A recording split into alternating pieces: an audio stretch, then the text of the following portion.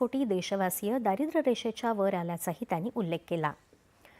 शेतकऱ्यांसह आदिवासींचे विविध प्रश्न सोडवण्याच्या मागणीसाठी मार्क्सवादी कम्युनिस्ट पार्टी आणि किसान सभेच्या वतीनं आज चारोटीपासून पालघर जिल्हाधिकारी कार्यालयावर मोर्चा काढण्यात आला आहे।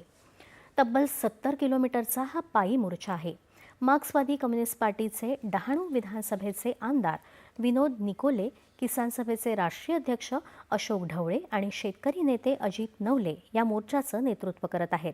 मागण्या मान्य झाल्या नाहीत तर वेळप्रसंगी मुंबईकडे कूच करू असा इशारा अजित नवले यांनी दिला आहे। या मोर्चात मोठ्या संख्येनं मार्क्सवादी कम्युनिस्ट पार्टीचे कार्यकर्ते हातात लाल झेंडे घेऊन या मोर्चात सहभागी झाले आहेत। या मोर्चाच्या पार्श्वभूमीवर मुंबई अहमदाबाद राष्ट्रीय महामार्गावरून आज आणि उद्या 2 दिवस गुजरातकडून येणाऱ्या जड अवजड वाहनांना प्रवेशबंदी करण्याचा निर्णय जिल्हा प्रशासनानं घेतला आहे। त्यामुळे गुजरातहून मुंबईकडे येणाऱ्या खासगी वाहन चालकांनी पालघरमधील पर्यायी मार्गांचा वापर करावा असं आवाहन जिल्हा प्रशासनानं केलं आहे।